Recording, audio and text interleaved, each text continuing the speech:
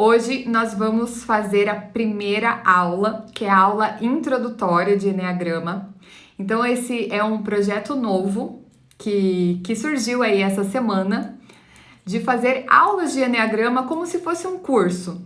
Então se você não tá com tempo, não tá com dinheiro agora para investir nisso por conta da quarentena, a gente sabe da situação que tá.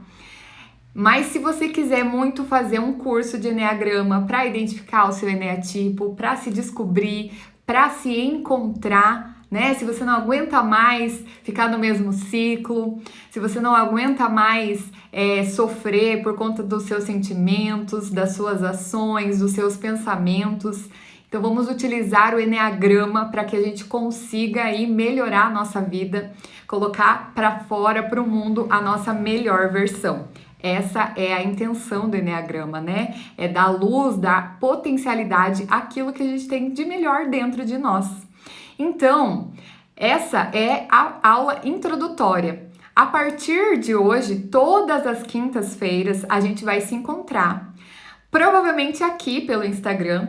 Depois dessa live, eu vou colocar ela lá no YouTube, no canal do YouTube. Ou aqui no canal do YouTube, se você já estiver assistindo por aqui pelo YouTube, né? Eu vou colocar essa live para ficar salva e você vai poder acompanhar como se fosse um curso de Eneagrama uma vez por semana. Então, todas as quintas a gente se encontra ao vivo. Por que ao vivo? Porque aí assim você pode ir tirando as suas dúvidas.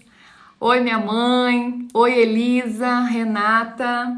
Boa noite, boa noite. Assim a gente vai podendo tirar as nossas dúvidas no ao vivo, né? A gente vai ficar interagindo aqui durante toda a aula. Então, essa é a aula 1, a aula introdutória de Eneagrama. Depois eu vou salvar ela lá no YouTube e você vai poder assistir ela quantas vezes você quiser. Então, é como se fosse um curso de Eneagrama mesmo, tá? Se você acompanhar todas as quintas-feiras aqui junto comigo, você vai estar fazendo um curso de Eneagrama, que é essa primeira fase, que a gente faz, né, em uma semana ali. Se você quiser também participar do curso, aí sim a gente faz em uma semana, mas aqui a gente vai fazendo uma vez por semana e ao longo aí dos meses a gente vai entregar todo esse conteúdo do curso da primeira fase, tá bom? Esse é o combinado que eu tenho aqui com vocês. Então, vou fazendo um teste aqui, né, pelo IGTV, que vai ser a primeira vez que eu vou fazer aqui a aula ao vivo assim. Então eu vou colocando os slides aqui pra gente poder ir acompanhando, tá? Qualquer coisa, me mandem aqui, escrevam se vocês tiverem alguma dúvida, como é que tá, né? Vão colocando aqui, se ficar com problema no som, na imagem, vocês vão me falando aqui embaixo, tá? Pelos comentários. Se você clicar na tela, os comentários descem e aí você consegue visualizar o slide inteiro na sua tela, tá bom? Pensem aí nessa imagem, né? Essa mulher com essa máscara. O que ela representa para você? O que essa imagem representa para você? Né? O que tem por trás dessa máscara? Né? Então, a gente coloca uma máscara para poder viver na sociedade, para poder nos proteger, né? Para poder conviver com as pessoas. E aí, nem sempre o que a gente mostra é o que a gente está sentindo. Nem sempre o que a gente mostra é a realidade do que se passa por trás dessa máscara, né? Então, às vezes a gente precisa esconder os nossos sentimentos, esconder o nosso sofrimento, porque a gente não vai sair para todo mundo falando tudo que está acontecendo na nossa vida, né? A gente não vai falar para todo mundo, para qualquer pessoa, os nossos sofrimentos, as nossas questões, as nossas dores. A gente costuma esconder. E a gente vai aprender que a gente pode sim mostrar essa vulnerabilidade, principalmente para as pessoas que nos amam. A gente vai começar a aprender. Então essa máscara nada mais é do que a nossa personalidade, tá? Essa máscara significa a nossa personalidade. E sim, a gente precisa dela para viver no mundo, a gente precisa dela para nós para trabalho, a gente precisa dela para conviver em sociedade, faz parte, tá bom? Faz parte. E às vezes a gente pode parecer forte por fora e por dentro tá vulnerável. E é assim mesmo, tá? Então, essa é a primeira imagem que eu queria dividir com vocês aqui. Muito bem. Então, o que é o Eneagrama? Você sabe o que é Eneagrama? Você já ouviu falar de Eneagrama? Você já viu aqui os posts que tem lá no meu feed do Instagram sobre Eneagrama, os vídeos no canal? Já sabe o que é Eneagrama, o que não é? Bom, então eu vou contar para você. Se você não sabe ainda o que é Eneagrama, agora você vai sair daqui sabendo o que é Eneagrama, tá bom? O Eneagrama, ele foi descoberto, tá? O Eneagrama, ele não foi inventado. Não foi o homem que inventou o Eneagrama. O Eneagrama, ele foi sendo descoberto ao longo dos milênios, tá? Então, tem alguns elementos dentro do Eneagrama, não o Eneagrama inteiro como a gente conhece hoje, mas alguns elementos do Eneagrama têm origem milenar, há mais de 3.000 anos atrás, tá? Tem alguns elementos do Eneagrama tem mais de 3.000 anos. E ele não nasceu para ser o Eneagrama das personalidades como a gente conhece, tá? Boa noite, Zilda, Flávia, Cássio, sejam muito bem-vindos, Kelly. Vamos chegando.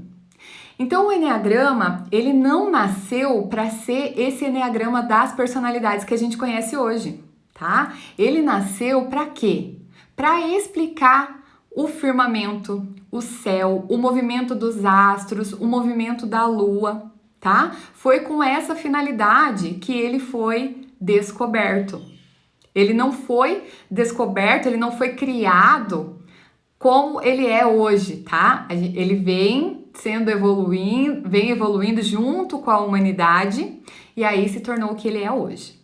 Mas no princípio, ele tinha 3 leis universais, tá? Então, no princípio, o Eneagrama, ele veio para nos explicar essas 3 leis universais, tá?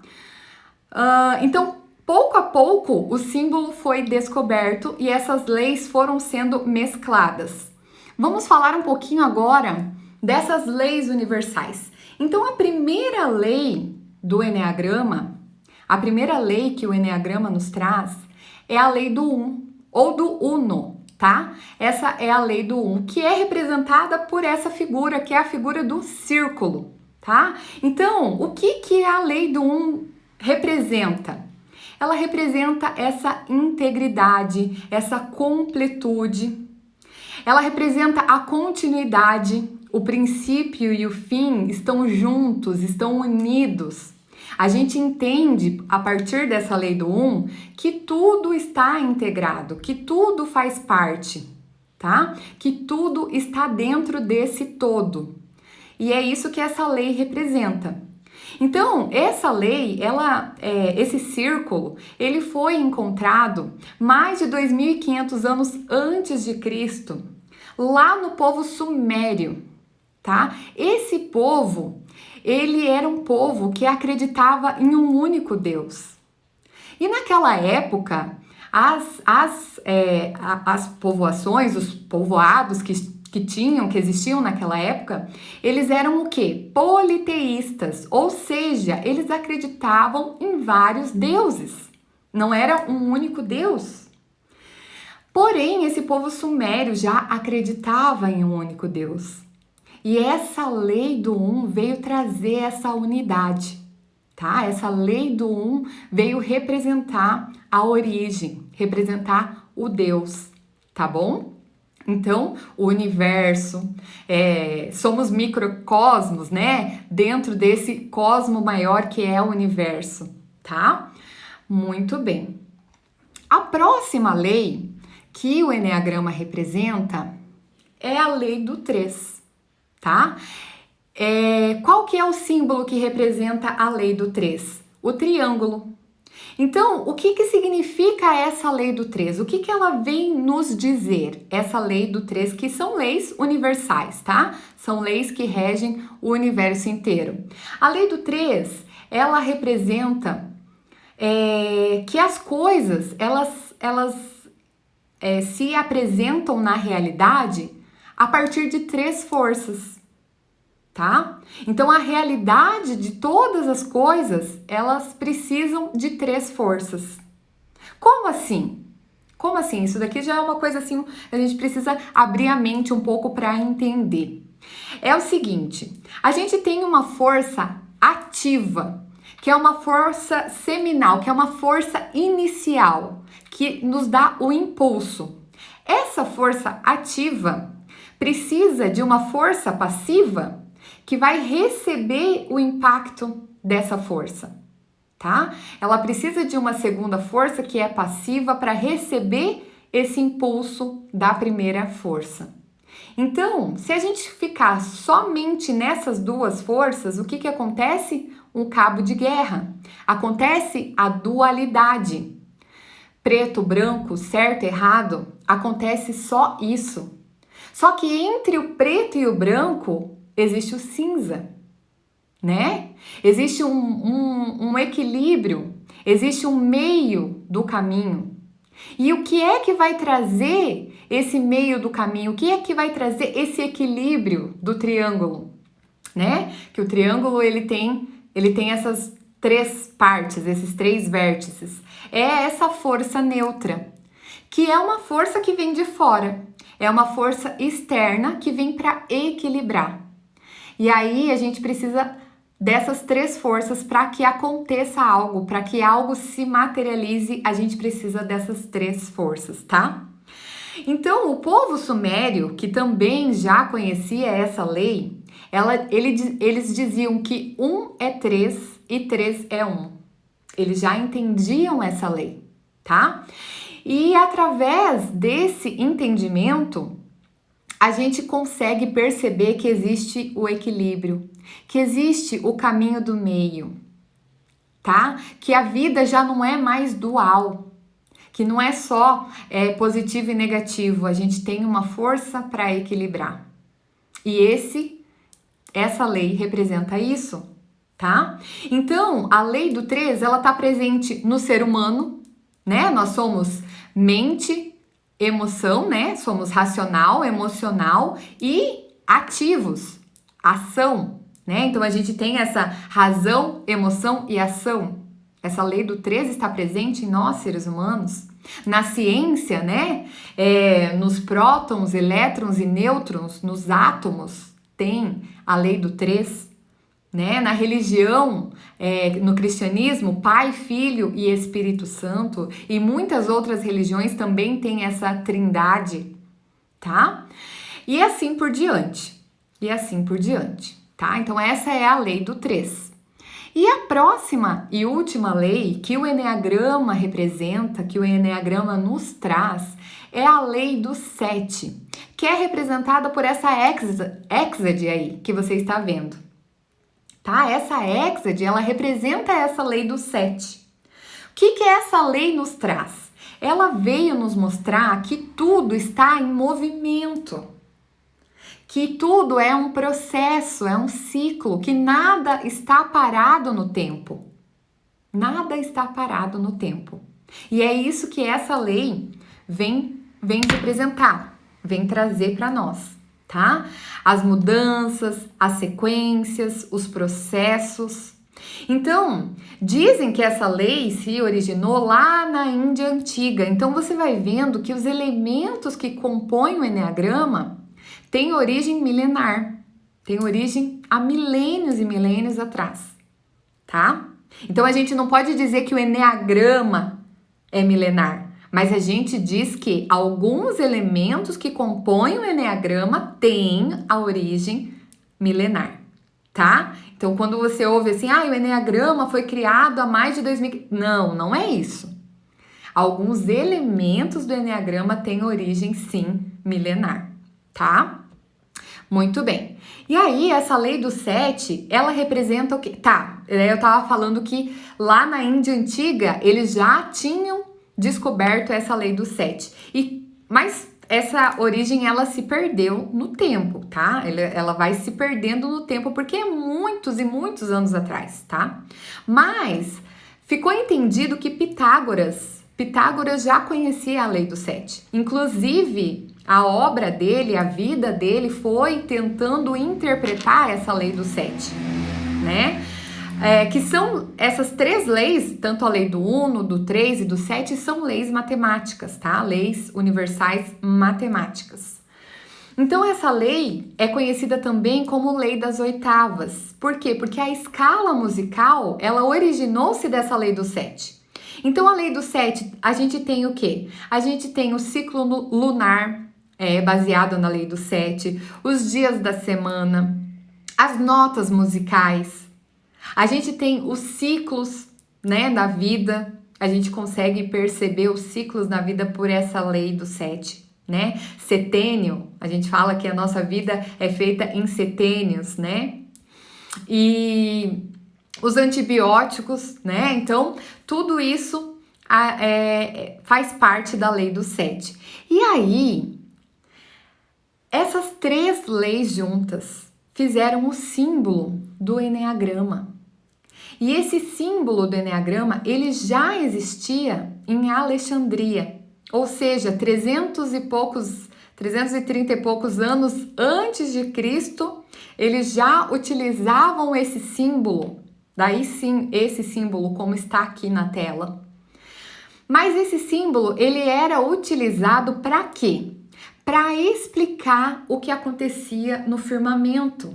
Ele era utilizado para explicar o que acontecia no céu. As fases da lua, o movimento dos astros, o movimento dos planetas. Ele era utilizado para isso, com essa finalidade, tá? Só que eles viram que o que acontecia na natureza, o que acontecia no firmamento, ou seja, influenciava a natureza. Eles começaram a perceber que a lua influenciava as marés, influenciava os ciclos das plantas. Eles começaram a perceber isso. Muito bem. E aí, o eneagrama, como a gente conhece hoje, ele pulou um monte de anos.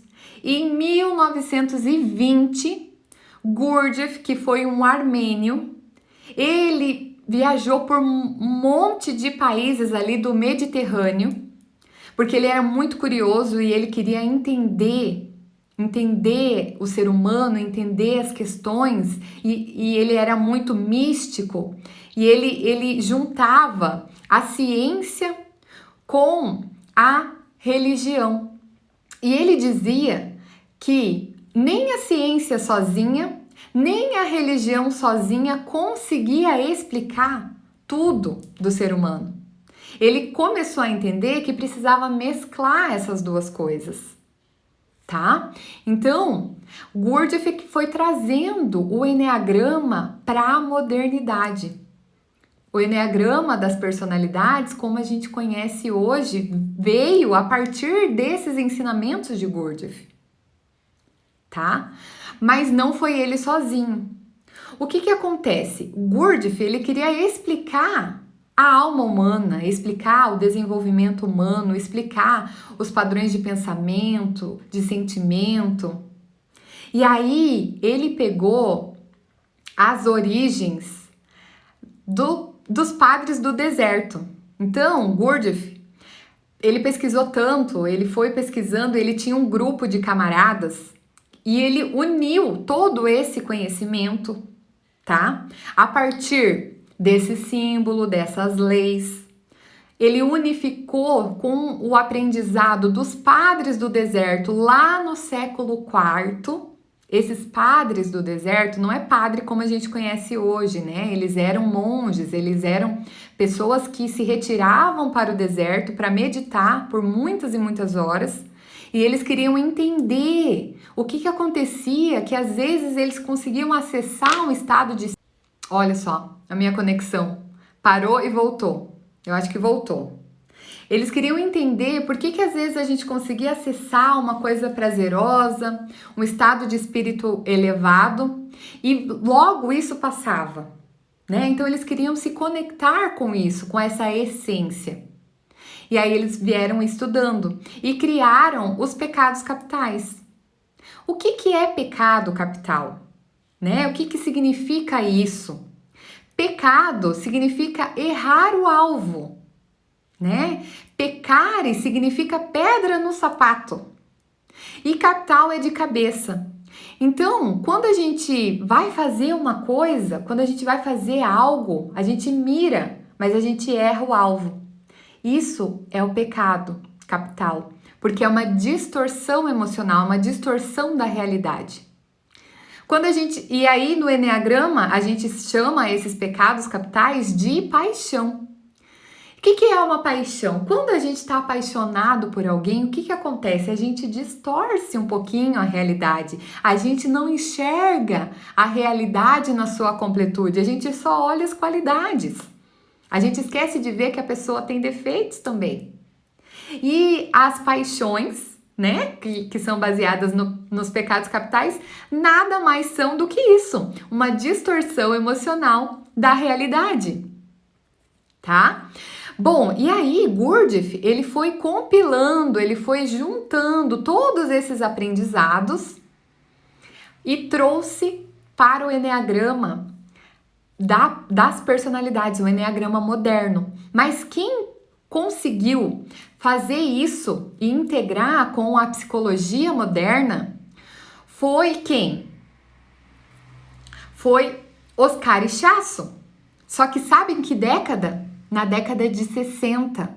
Então esse Eneagrama das personalidades, esse Eneagrama moderno é extremamente atual. Ele é muito atual. Mas o que acontece? Que a gente fala que o Eneagrama ele tem alguns elementos que são milenares por causa das leis, por causa do símbolo. Mas esse Eneagrama das personalidades para explicar o que a gente pensa, o que a gente sente e como a gente age no mundo, ele é muito mais recente. Então Ichaço, ele foi estudar com os monges afegãos que estudaram junto com Gurdjieff. E aí ele trouxe esse ensinamento ali para Arica, no Chile, tá? E convidou quem? Ichaço. Ele convidou Cláudio Naranjo, desculpa. Ele convidou Cláudio Naranjo. E esse Cláudio Naranjo era um psiquiatra da Califórnia. E o que ele fez? Ele juntou esses conhecimentos, tá? Todos que foram sendo compilados. Ele juntou tudo isso com a psicologia moderna. E aí a gente tem esse Eneagrama que a gente conhece hoje, que é o Eneagrama das personalidades, que é onde a gente usa para explicar a alma humana, que é onde a gente usa para explicar esses anseios que a gente tem como ser humano. Então o Eneagrama, ele serve para quê? Ele serve para explicar quem eu sou, aonde eu estou e para onde eu vou. Essas 3 perguntas são perguntas elementares da humanidade, que a filosofia, a psicologia, a religião, né, tenta explicar isso. E o Eneagrama consegue explicar, porque ele é como se fosse um mapa da alma humana, tá? O Eneagrama, ele é um mapa. Esse símbolo que você tá vendo aqui, ó, do ladinho, esse símbolo aqui, ele é esse mapa. Só que para você utilizar um mapa, você precisa saber ler esse mapa. Então, o Eneagrama como mapa, ele primeiro nos mostra aonde estamos. Então, o primeiro passo do Eneagrama é você identificar qual é o seu tipo de personalidade, qual é o seu padrão de comportamento, de sentimento, a sua forma de agir, reagir ao que acontece dentro desse mapa. E a partir daí, traçar caminhos de crescimento, que é para onde você vai. Então, o Eneagrama ajuda a isso. E quando a gente se conhece, a gente consegue mudar. Porque a gente não muda nada que a gente não conhece. Não tem como a gente mudar algo que a gente nem sabe que existe, que faz, que pensa, que sente. Como que a gente vai mudar alguma coisa que a gente não conhece? Então o Enneagrama, ele tá aí para isso, para ajudar a gente a mudar, melhorar, evoluir, crescer, tá? Deixa eu tomar uma água.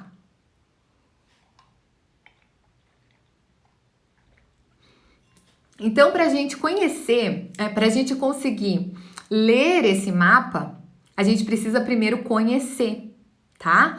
E entender aonde são essas flechas, para onde elas apontam, como se fosse um caminho. Quando você tá na estrada, não tem as placas que apontam para lá é tal lugar, para lá é tal lugar. E aí, quando você sabe aonde você quer ir, você vai seguir essas flechas. Mas se você não sabe para onde você quer ir, o que que acontece? Qualquer caminho serve. E aí você não muda. E aí você fica no mesmo ciclo de personalidade, mesmo ciclo de amizade, mesmo ciclo de trabalho. Às vezes você fala assim, eu mudei de emprego e os mesmos problemas acontecem comigo. Parece que todo emprego que eu vou tem uma pessoa desse jeito que vem para me perturbar. Já aconteceu isso com você? De falar assim, nossa, eu preciso mudar desse emprego porque eu não aguento mais essa pessoa. Aí você troca de emprego e lá tem uma outra pessoa que é igualzinha, que vem para te incomodar. Mas o que que é isso? É o universo te mostrando que você precisa olhar para dentro de você. Se aquela pessoa te incomoda, o que é que tá te incomodando? Por que é que tá te incomodando tanto? E aí você começa a aprender, você começa a ver, você começa a olhar para dentro de você, tá? Então o Enneagrama, ele nos aponta caminhos de crescimento. E aí, eu queria falar para vocês a história da Casa Redonda. Eu não sei se você já ouviu essa história, se você já viu ali, eu acho que eu até já postei sobre isso, mas eu vou repetir aqui se você não conhece essa história. Nós estamos dentro dessa casa redonda. Essa casa redonda, ela tem 9 cômodos, tá? Como se fosse o quê? Os 9 tipos de personalidade. Beleza? Essa casa tem 9 cômodos. Nós podemos entrar e acessar os 9 cômodos. As portas estão abertas. Cada cômodo desse tem uma janela que aponta para uma visão da realidade. Então, uma dessas janelas aponta para o rio e eu consigo enxergar o rio, outra janela para a montanha, outra janela para as árvores, outra janela para o jardim. Só que dentro dessa mesma casa. E aí, nós podemos acessar os 9 tipos de personalidade. Mas o que que acontece? Na nossa infância aconteceu alguma coisa lá que eu já vou explicar para vocês. E aí, o que que aconteceu? A gente preferiu ficar dentro de um quarto desses, de um cômodo desses. Ele é mais confortável, ele é mais agradável, a gente prefere ficar dentro desse cômodo. E esse cômodo nada mais é do que a nossa personalidade. E a janela que a gente olha é a forma que a gente vê a realidade, é o prisma que a gente vê a realidade. É a maneira que a gente olha para a realidade e se comporta com os outros. Então essa é a casa redonda. E essa história serve para a gente entender que as 9 potencialidades, os 9 tipos, as 9 paixões, as 9 habilidades estão dentro de nós. Mas a gente se fixa em uma delas, que é o nosso tipo de personalidade. É o nosso eneatipo. Tá? Muito bem. Então, o Enneagrama, ele é o quê? Ele é autoconhecimento. Ele nos mostra como que a gente faz para conhecer a gente mesmo, para saber quais são as nossas dores, quais são os nossos padrões de comportamento, como que a gente se movimenta, como que a gente reage ao que acontece na nossa vida. Ele é autoconhecimento. O Enneagrama, ele deve partir da autodescoberta. O que seria isso, autodescoberta? É você mesmo se descobrir. É você entender os elementos do Enneagrama para identificar o seu eneatipo. Ninguém pode chegar para você e falar você é tipo tal. Por quê? Primeiro, que ele vai acabar com o encanto de você se descobrir, saborear a si mesmo, compreender a si mesmo. Para as fichas caírem, você precisa se autodescobrir. Então, o Eneagrama, ele deve ser um caminho de autodescoberta. O Eneagrama, ele é um mapa de tipologia dinâmica. A gente vê que a gente não está parado no tempo, que a gente está sempre evoluindo para um lado, ou para o lado positivo ou para o lado negativo, mas a gente está se movimentando. Então, o Eneagrama é uma tipologia dinâmica. O Eneagrama é um mapa. Ele é um mapa que nos mostra caminhos, tanto de crescimento para evolução, para o lado positivo, como ele também nos mostra os caminhos que a gente percorre quando a gente não está bem, quando a gente está estressado, quando a gente está com problema, para onde a gente vai. E a gente é mais transparente, mais previsível do que a gente imagina. E aí você olha e fala assim, não, Pri, mas eu não sou previsível não, eu sou a pessoa mais imprevisível que eu conheço. Todo mundo fala que não sabe como que eu vou reagir. Então você é tão previsível que as pessoas até sabem que você é imprevisível. É assim que funciona, que todos somos previsíveis dentro do nosso tipo de personalidade. O Eneagrama, ele respeita a singularidade. E aí você vai me perguntar assim, nossa, mas são só 9 tipos de personalidade. Como que a gente tem quase 8 bilhões de pessoas no mundo e só 9 tipos de personalidade? Todas as pessoas do mundo vão se enquadrar nesses 9 tipos de personalidade? E eu te respondo sim. Por quê? Porque as notas musicais estão para a música, não tem só 7 notas musicais e milhares de música. A partir dessas notas, não é assim que funciona? Então as notas musicais estão para a música, como os eneatipos, como os tipos de personalidade, estão para as pessoas. Não significa que todo tipo 9 é igual. O que significa? Que todo tipo 9 tem movimentos parecidos, tem forma de pensamento parecida, mas o que aconteceu na vida, o convívio, a cultura, aí vai dando desenho para cada tipo de pessoa no mundo, para cada pessoa no mundo, tá? Então, ele respeita a singularidade de cada um. Aí você não precisa se preocupar e falar assim, só tem um tipo de jeito, todas as pessoas são iguais. Não, o Eneagrama, ele não encaixota as pessoas. Ele só mostra a caixinha que a gente já está e como que a gente pode sair dessa caixa. É isso que ele faz com a gente, tá? O Eneagrama, ele não tá aqui para encaixotar, ele tá para libertar. Ele tá para abrir a gaiola, para que a gente possa sair, para que a gente possa ser livre. E aí a gente entende, a partir da casa redonda que eu falei para você mais cedo, né, antes, a gente entende que cada tipo de personalidade, cada eneatipo tem um prisma. Tem uma cor, enxerga a vida de uma cor diferente. Cada tipo tem um prisma. E não tem tipo melhor ou tipo pior. É do 1 ao 9? É do 1 ao 9. Significa que o 1 é melhor que o 9 é melhor que o 1? Não. São 9 tipos de personalidade, com 9 habilidades e 9 desafios.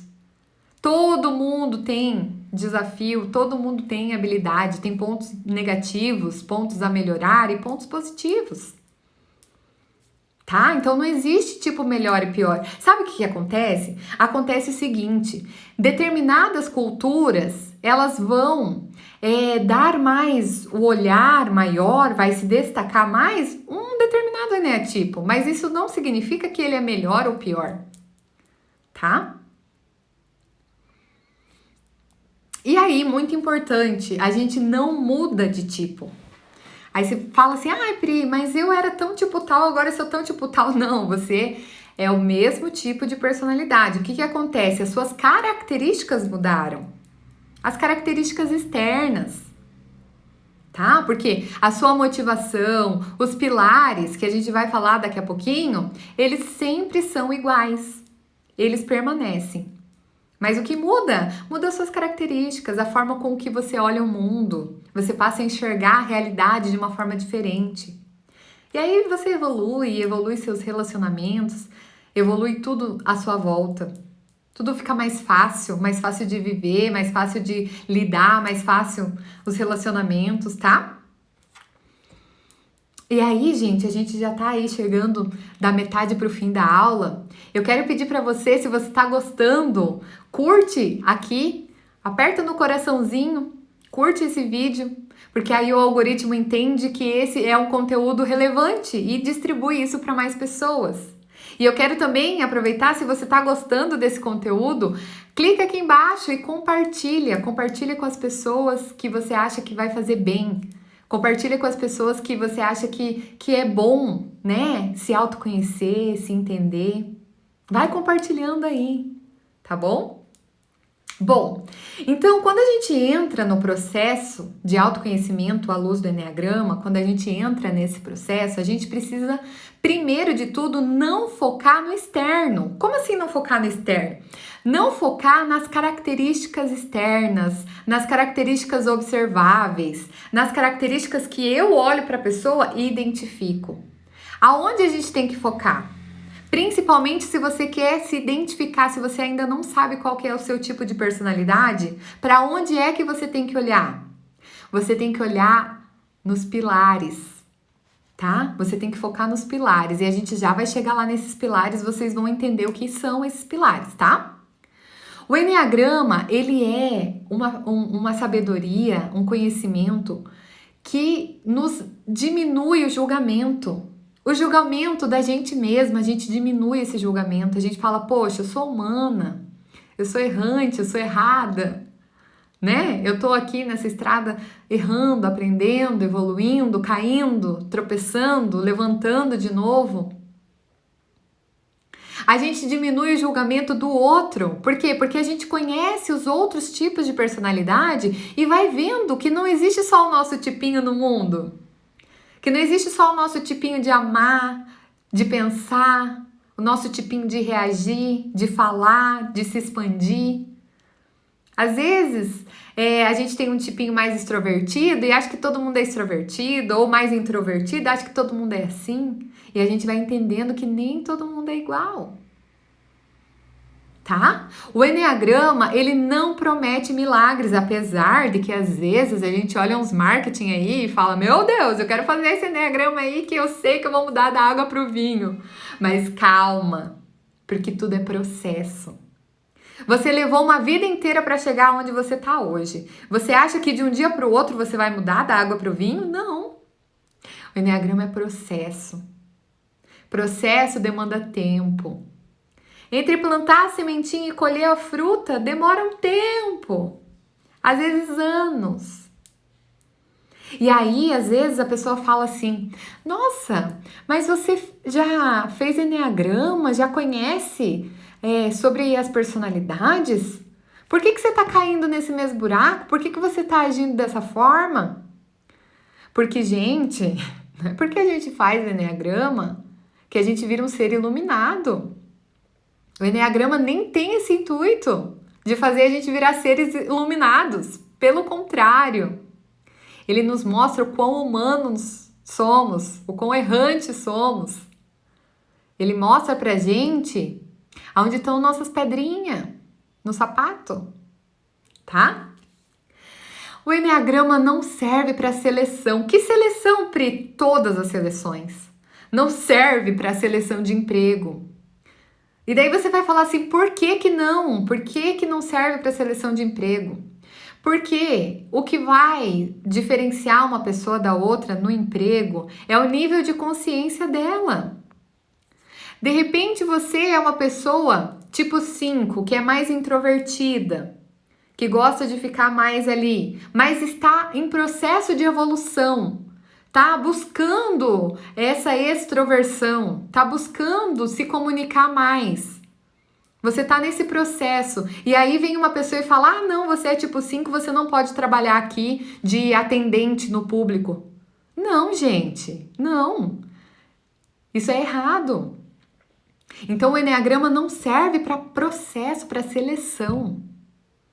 Agora, quando a pessoa já tá dentro da empresa, e aí você fala assim: olha, vamos fazer um processo de autoconhecimento pelo enneagrama, para a gente melhorar algumas coisas aqui, para você melhorar a relação entre a equipe, a relação entre líder e funcionário, para melhorar as relações, aí sim, aí totalmente o enneagrama serve para isso, tá? O enneagrama não serve para a gente usar como justificativa. Tem muita gente que faz enneagrama e aí usa o enneagrama de forma errada e fala assim: ah, eu faço assim porque eu sou tipo tal. Ah, eu faço isso porque isso é do meu tipinho mesmo. Você tem que me engolir. Não, gente, então você tá usando enneagrama errado. A gente precisa usar o enneagrama para evoluir, para crescer, para ser diferente, para ser melhor. E aí, o enneagrama nos mostra os caminhos, nos mostra o caminho para as potencialidades, para nossas habilidades essenciais, que é para isso que a gente vive aqui, para dar o nosso melhor. O nosso melhor para quem? Para nós mesmos. O nosso melhor para quem? Para as pessoas que convivem conosco. Nosso melhor para quem? Para o mundo. Quando a gente dá o nosso melhor, tudo evolui junto com a gente.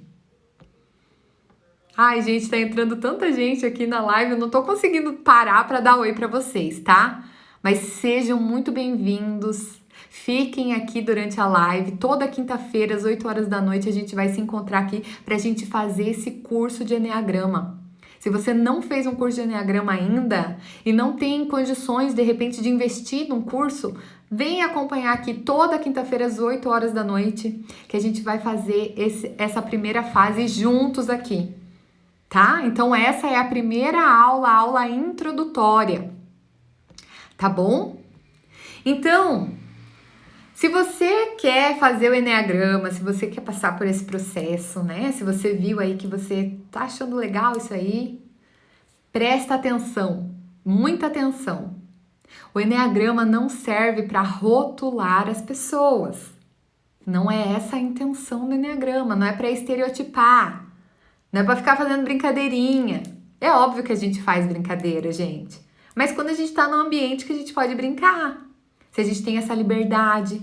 Você não sai brincando aí com qualquer pessoa que você encontra na rua, não é? Então, o enneagrama é assim também. Você não vai sair rotulando as pessoas, falando: ah, você é tipo tal, você é tipo tal. Não faça isso. Essa é a forma errada de fazer o enneagrama. O enneagrama não serve para fazer match, para você descobrir qual que é o seu par ideal. Ah, o meu par ideal é o tipo tal. Não, gente, não. Sabe por quê? Porque o enneagrama, ele serve para níveis de consciência. Então, qualquer tipo que está no nível de consciência mais baixo vai ser difícil de engolir, vai ser difícil de conviver, vai ser difícil de ficar junto. E qualquer eneatipo com nível de consciência mais alto vai ser fácil de conviver. Porque aí a pessoa se conhece, a pessoa se entende, entende o outro. E aí a relação melhora, tá?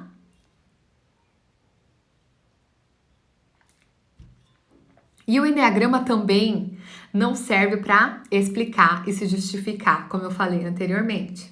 Não é a forma correta de usar o enneagrama. Ele serve para a gente evoluir, para a gente melhorar, para a gente crescer, tá? Essa é a intenção.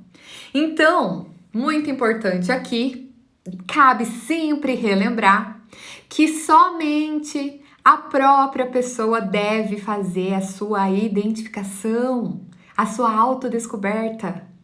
Porque aí a mudança acontece de verdade. E acontece uma mudança duradoura. Não uma mudança que hoje tá assim, amanhã tá assado, amanhã tá de volta no mesmo lugar. A mudança duradoura acontece quando? Quando a própria pessoa quer mudar.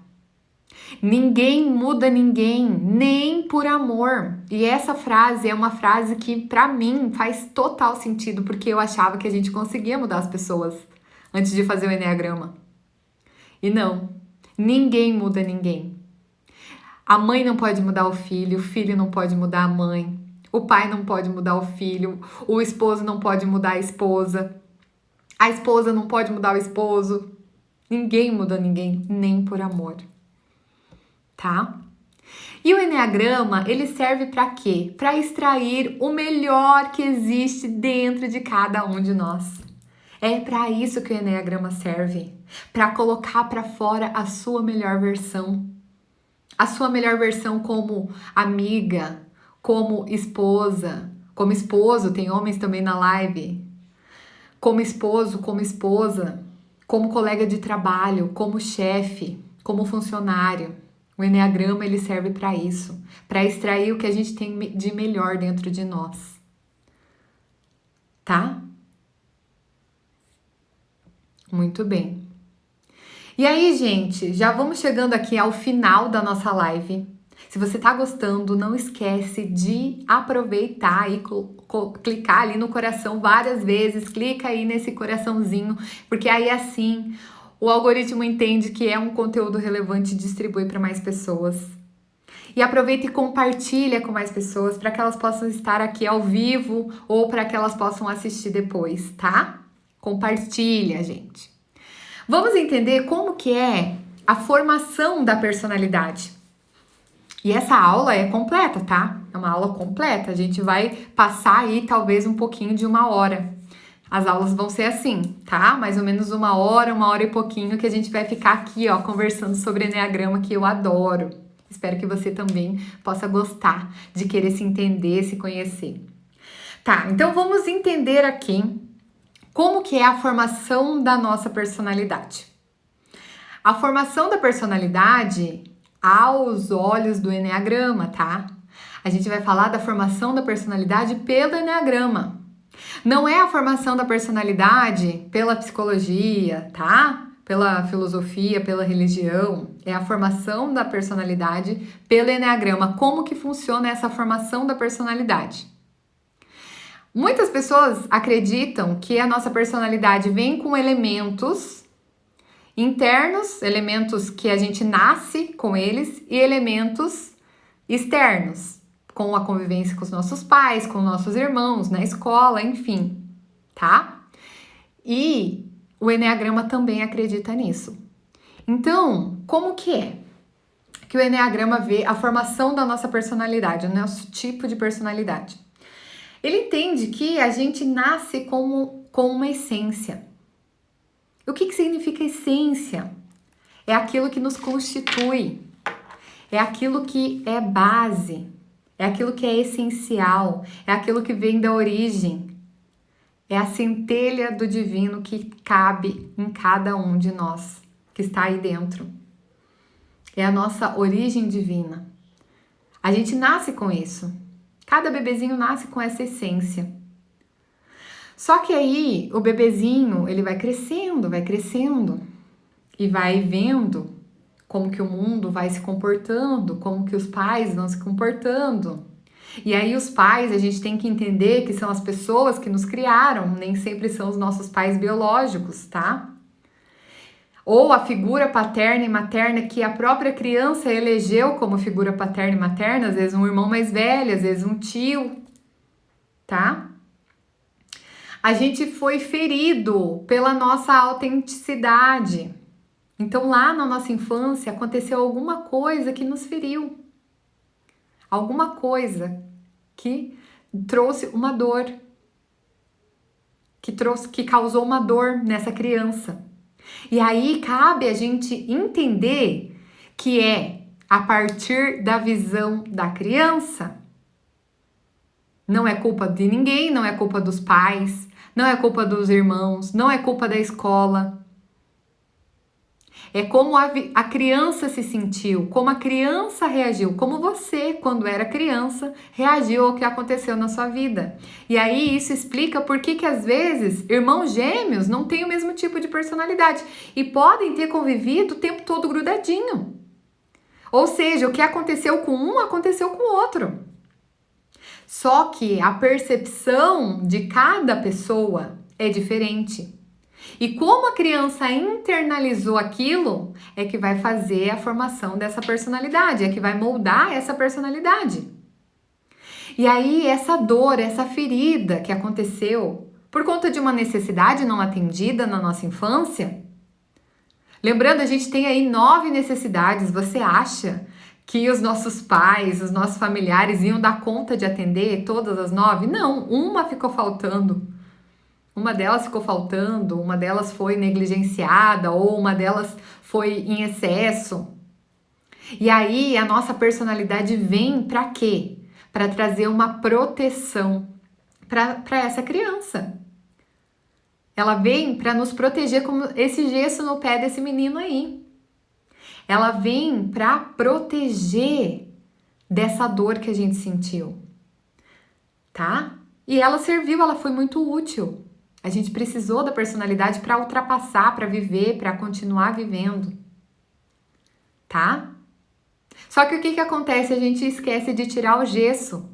E quando a gente tira o gesso, e quando a gente esquece de tirar o gesso, o que acontece? Aquele membro fica atrofiado, né? Então, como que a gente vai fazer para identificar o nosso tipo de personalidade? E agora, a gente precisa entender o que é personalidade, tá? Personalidade vem de persona, que é uma alusão lá dos tempos antigos do teatro, né? As máscaras que as pessoas utilizavam nos teatros para interpretar os papéis. Então, isso é a personalidade, né? Essa imagem psicológica que a gente projeta, que a gente mostra para o mundo, tá? Para nos proteger. Essa imagem, esses comportamentos que a gente assume, que é a nossa personalidade. E aí, como é que eu faço para identificar a personalidade? E agora é muito importante você, tem gente que não tá podendo acompanhar ao vivo. A live eu vou subir pro canal do YouTube. O canal do YouTube, o link está na bio, tá? Mas aí, assim que eu conseguir subir, eu vou colocar um post lá no perfil. E aí você entra no post e você vai saber onde vai ficar a live, tá? Ela vai ficar salva lá. Porque agora são aulas, tá? É como se fosse um curso de Eneagrama. Um curso de Eneagrama onde todas as quintas-feiras a gente se encontra para você fazer esse curso. E aí, se você não identificou seu tipo de personalidade ainda, você vai conseguir identificar. Então, por isso que é muito importante prestar atenção agora. Porque agora é aonde a gente vai identificar o nosso tipo de personalidade. Então, você precisa prestar atenção aqui. Porque aqui é que está os pilares que eu falei para vocês. Os pilares que moldam o nosso tipo de personalidade, o nosso eneatipo. Lembra da casa redonda? Então, o que acontece? Cada tipo de personalidade tem a base e os pilares, tá? A base e os pilares da casa é igual para o tipo 1.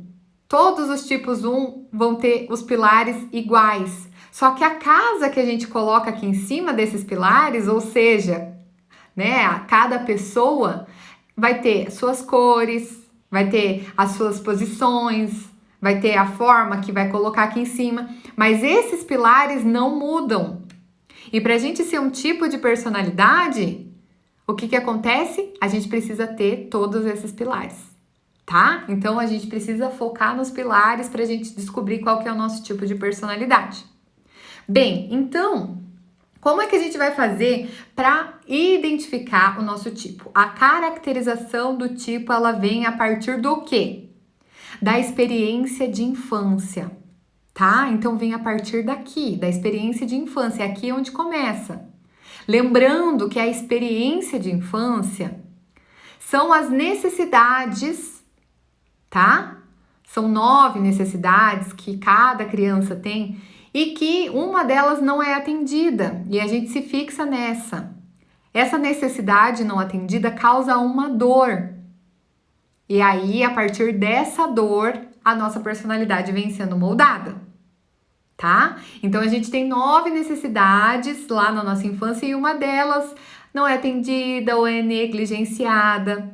Então a gente precisa tomar muito cuidado aqui na experiência de infância, porque tem muita coisa que tá lá no nosso inconsciente que às vezes a gente nem lembra.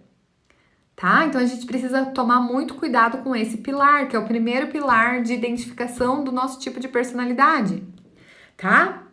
Então a gente tem que cuidar porque às vezes a gente pode confundir, porque as experiências de infância tem alguns tipos que são parecidas, não são iguais, mas são parecidas, e a gente tem que cuidar para não confundir, tá? E aí, lembrando que é como você sentiu, como você reagiu, como você interpretou o que aconteceu lá na sua infância, tá? É aí que é a experiência de infância. Não é o que aconteceu, mas como você interpretou isso. Então, a experiência de infância causa uma dor, né? Causa uma dor na gente. E aí, o que acontece? A gente vai tentar escapar dessa dor por um mecanismo de defesa, que é o nosso próximo pilar. O mecanismo de defesa, o próprio nome já diz, é uma forma que a gente usa para se defender dessa dor, para amenizar essa dor, para fingir que essa dor não existe. É como se a gente colocasse uma luva numa mão que tá machucada. Ó, tô com meu dedo machucado aqui. Digamos que eu colocasse uma luva nesse dedo aqui, nessa mão machucada. E alguém vem me cumprimentar. A pessoa que vem me cumprimentar, ela não sabe que eu tô com o dedo machucado. E aí ela pega nessa mão que tá machucada e eu vou gritar ai, porque doeu em mim. Só que o que acontece? Eu não falei pra pessoa que tava doendo, que tava machucado. A pessoa nem sabe por que eu gritei de dor. E é assim que acontece na nossa vida. Quando a gente não passa por um processo de autoconhecimento, a gente nem sabe quais são as nossas dores. E aí a gente só vai reagindo ao que vai acontecendo na nossa vida.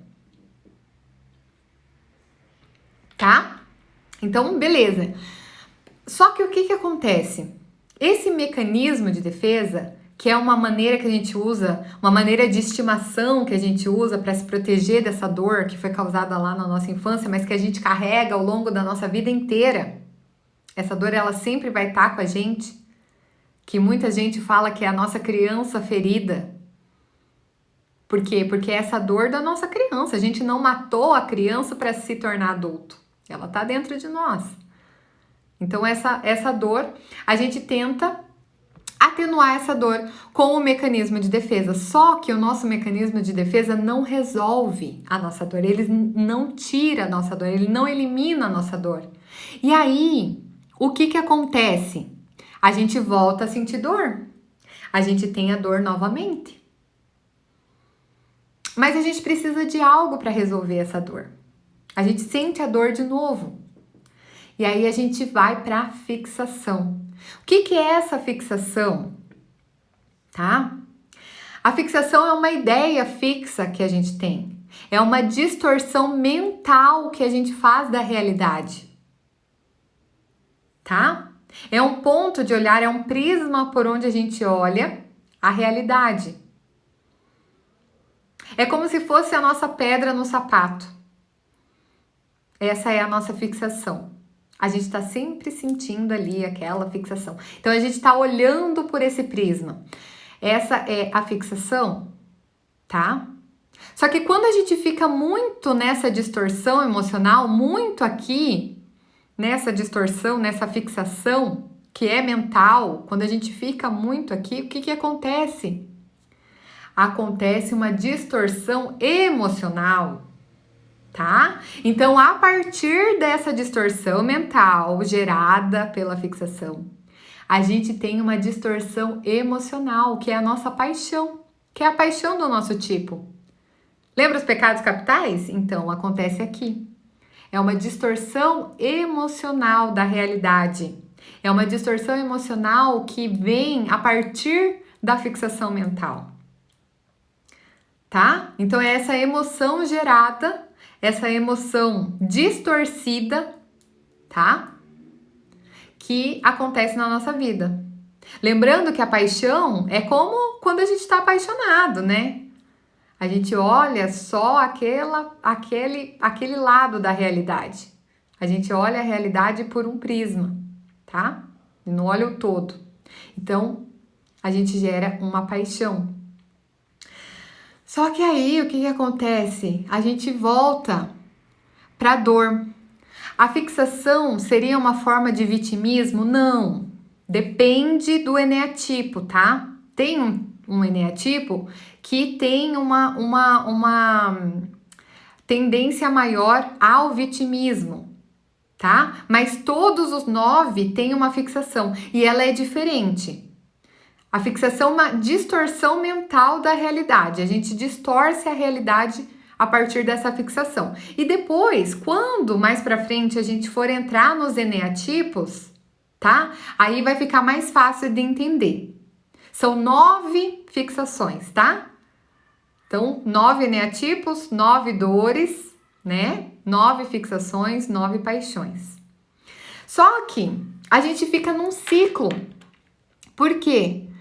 Porque essa fixação, essa distorção emocional da realidade faz com que a gente volte para nossa dor da infância. A gente volta para ela. A gente não consegue sair desse ciclo. E é aqui que tá a falta de autoconhecimento. Ou seja, quando a gente conhece isso daqui, a gente sabe quando a gente está distorcendo a realidade mentalmente, quando a gente está distorcendo emocionalmente, quando a gente cai na paixão do nosso tipo. E aí a gente consegue mudar, e aí a gente consegue fazer diferente. E aí esse ciclo, ele precisa de como os pilares da casa, precisa do concreto, precisa de algo para dar liga, para fazer com que esse ciclo continue. O que faz esse ciclo continuar? A motivação, tá? A motivação é a energia que move, é a energia que faz essa roda continuar. A gente tem uma dor, tenta resolver com o mecanismo de defesa, não consegue, a gente volta para a dor, a gente faz uma distorção mental. Quando a gente fica muito tempo nessa distorção mental, a gente sofre uma distorção emocional e a gente volta para a dor. E aí a gente fica nesse ciclo e a motivação faz com que a gente não consiga sair desse ciclo. O que é essa motivação? Ela não é visível, ela vem de fora. É aquilo que motiva a gente a agir, a pensar, a sentir da forma que a gente sente, tá? Pra pessoa, pra gente, é muito difícil identificar essa motivação. A gente nem sabe que existe. E aí eu vou dar um exemplo pra você, tá? Só pra você entender um pouquinho, mas quando a gente for falar dos eneatipos, esse daqui vai ficar claro, porque cada um tem uma motivação. Por exemplo, o tipo 2. O tipo 2, ele quer ser amado. Ele sentiu uma dor na infância de desamor. Ele sentiu que ele não era amado o suficiente ou que esse amor não veio da forma com que ele queria. E aí, ele se fixou em algo, tá? A paixão é o orgulho, depois a gente vai explicar bem, porque essas paixões, a origem dela veio lá do século IV. E aí a gente precisa trazer isso para nossa realidade, tá? Essas palavras hoje em dia já não têm o mesmo significado que tinha lá no século IV. A gente está em 2021. E aí a gente precisa entender o que é esse orgulho, o que é essa preguiça, o que é essa melancolia. A gente precisa entender isso, tá? E aí, qual que é a motivação do tipo 2? Ser amado. A motivação do tipo 2 é camuflar suas necessidades. E aí ele agrada as pessoas. Para quê? Para que ele seja amado de volta. Mas ele nem sabe que ele faz isso.